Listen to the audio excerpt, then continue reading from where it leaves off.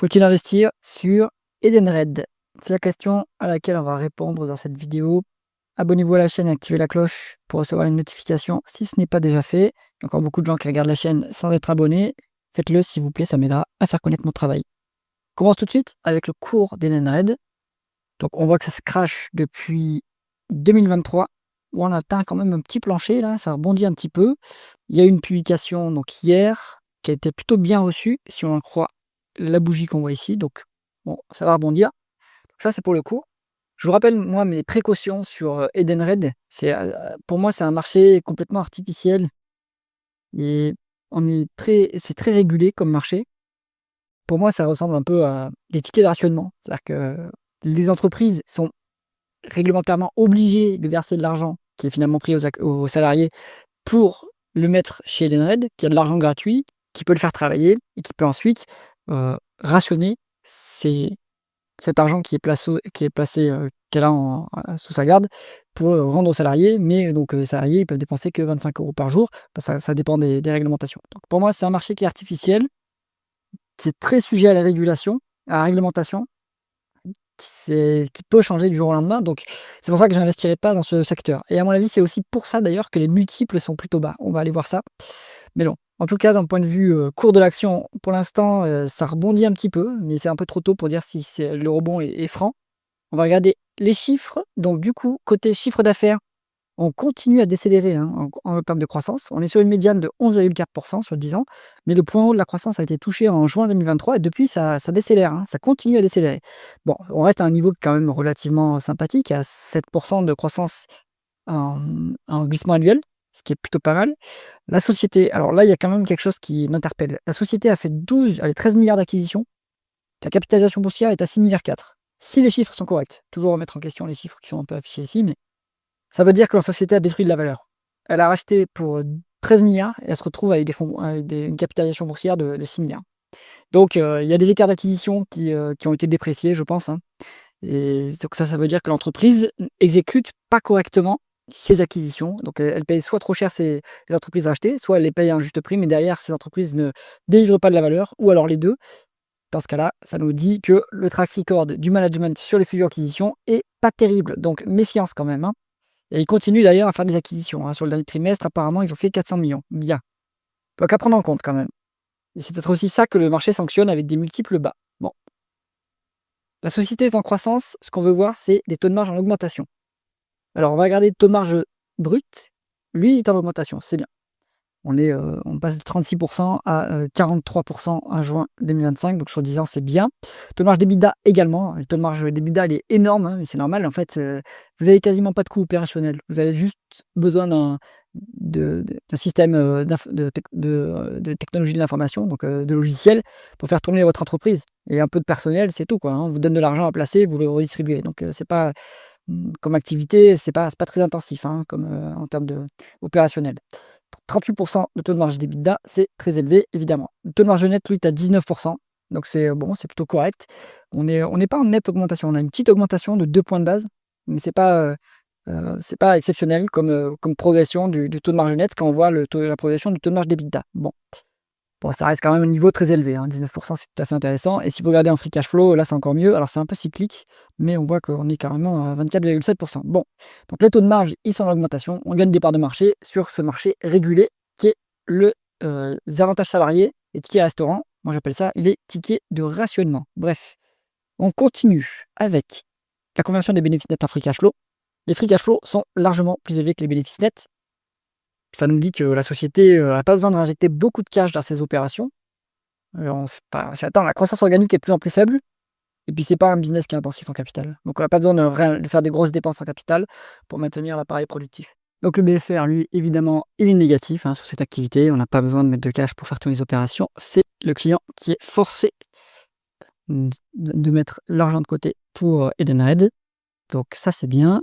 C'est-à-dire qu'aussi, on a du pouvoir. En fait, de toute façon, on va payer ses fournisseurs. Il n'y a pas de fournisseurs quasiment sur ce genre de business, hein. Ça va être les prestataires IT peut-être. Mais donc, les clients, en tout cas, eux, sont forcés de payer bien avant les fournisseurs. Donc ça, c'est très bien.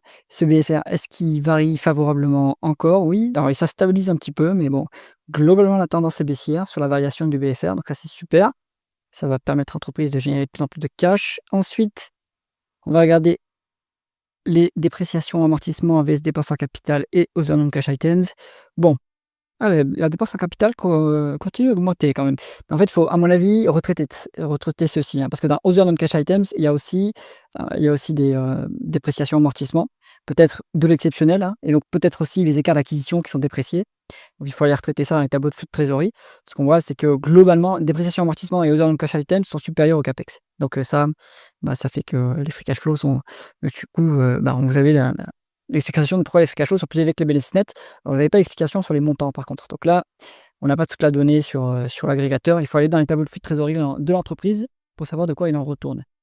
Pour valoriser Edenred, il vaut mieux utiliser les free cash flow pour être plus juste avec la rentabilité réelle de l'entreprise. On peut utiliser la valeur d'entreprise sur EBITDA aussi, si Edenred est endettée, mais elle n'est pas endettée de mémoire, donc on va aller voir ça. Alors, la rentabilité opérationnelle, en termes de rendement des capitaux investis, on est sur une rentabilité qui est élevée, hein, c'est normal. C'est le modèle d'affaires qui est comme ça, c'est pas du tout intensif au capital. Donc on a une médiane de rendement des capitaux investis de 14,4%. Plutôt élevé, plutôt bien. On a 13% sur la dernière publication. Bon, c'est correct, hein. Donc avec ça, vous êtes sur une rentabilité qui est supérieure à la croissance médiane, et encore la croissance médiane embarque la croissance externe, donc c'est supérieur à la croissance organique. Donc vous n'avez aucun problème pour vous autofinancer sur Edenred, ce qui ne veut pas dire qu'il n'y a pas de dette, hein. Alors est-ce qu'il y a de la dette? On va regarder. Oui, il y a de la dette, mais en fait, cette dette-là vient des acquisitions justement. Hein, si vous regardez, on fait régulièrement des acquisitions, donc pour acheter ces entreprises, on y met de la dette, ce qui est logique. En revanche, ces acquisitions, elles ne délivrent pas forcément la valeur espérée. Bon, ça c'est autre chose. En termes d'endettement par rapport à l'EBITDA, on a 2,3 fois. Alors ce qu'il faudrait regarder également, c'est est-ce qu'il y a des loyers, des obligations locatives liées à la norme IFRS 16 qui est embarquée dans cet endettement net. Malheureusement, c'est compté comme ça dans les normes comptables européennes. C'est pas vraiment un endettement, hein. Pour moi, c'est une dépense opérationnelle, mais bon. Donc il faut retraiter ça. Donc aller voir dans les rapports financiers à quel niveau se trouve réellement la dette nette. Peut-être que c'est à ce niveau-là. Si c'est à ce niveau-là, c'est quand même soutenable, hein, mais c'est relativement élevé parce qu'on a 2,5 fois l'EBITDA, hein. Donc tout ça pour faire des acquisitions qui ne délivrent pas forcément de la valeur. Bon.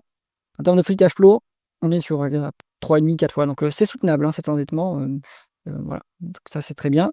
Si on regarde la rémunération de l'actionnaire maintenant, hop, on a 287 millions de dividendes versés sur les 12 derniers mois, contre 658 en termes de free cash flow. Vous êtes à peu près la moitié, un peu moins même.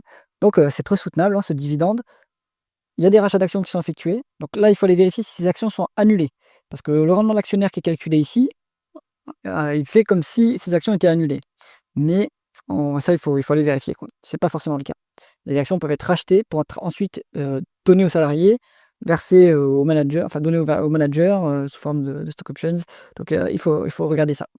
Si tout ça est annulé et en plus du dividende, on a un rendement de l'actionnaire qui est à 8%, 8,2%. C'est quand même plutôt appréciable, hein, plutôt appréciable. Alors, la valorisation, comme il y a un petit peu de dette, moi j'ai préféré la valeur d'entreprise sur EBITDA. On est sur une action qui se payait cher en fait jusqu'à 2024. Et depuis, ça s'écroule, hein, la valorisation. Et le cours de l'action d'ailleurs aussi, hein, en même temps. Ouais, c'est plutôt symétrique.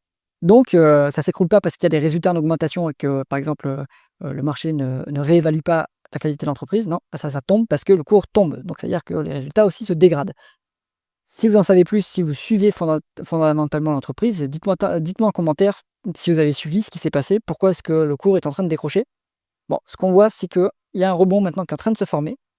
Ce qu'on peut voir également, c'est que si on prend le multiple 10 ans, la médiane c'est 18,3, actuellement on a 8,4. Donc la question est de savoir. Donc 8,4, c'est pas très élevé. Cela dit, c'est pas value encore. Pour moi, value, ça serait en dessous de 7. Mais là, c'est pas très élevé non plus. La question est de savoir, c'est est-ce qu'il y a des chances qu'on revienne à ce multiple? Qu'est-ce qui a fait qu'on est décroché autant? Et pourquoi est-ce que le marché n'évalue plus l'entreprise à ce niveau de multiple? Et là, vous aurez la réponse de est-ce qu'il y a du potentiel pour que l'entreprise, que le cours de l'action reprogresse? Peut-être que le marché a raison de sanctionner ici, hein. Peut-être qu'il y a eu des erreurs de stratégie, des erreurs de management, des acquisitions qui sont mal passées, par exemple, pour que en fait, le multiple soit tombé aussi bas. Donc là, bon, il y a du potentiel, mais il faudrait que la qualité du dossier revienne au même niveau qu'à l'époque où on mettait des multiples, à 18 comme ça, en valeur d'entreprise sur EBITDA. Donc là, pour l'instant, c'est pas si cher payé. Ça rebondit un petit peu, mais pour moi, voilà, parce que c'est plutôt à l'écart de ce dossier évidemment pour les raisons que j'ai évoquées. Là, après c'est peut-être un risque politique qui fait que ça décroche et donc ça, vous pouvez pas y faire grand-chose, hein. Donc c'est pour ça aussi que ces dossiers sont risqués. D'un point de vue quantitatif, c'est tout à fait correct. Ce qu'on voit, c'est, les 2 problèmes que je vois, c'est, les écarts d'acquisition et donc les acquisitions et la croissance qui ralentit. Si là-dessus vous avez des réponses, si vous trouvez des réponses dans les communications et du management et que ces communications, vous convainquent et pourquoi pas Edenred d'un point de vue, quantitatif, c'est intéressant. J'espère que cette vidéo vous a plu. Si c'est le cas, mettez un pouce vers le haut et pensez à vous abonner à la chaîne. À bientôt.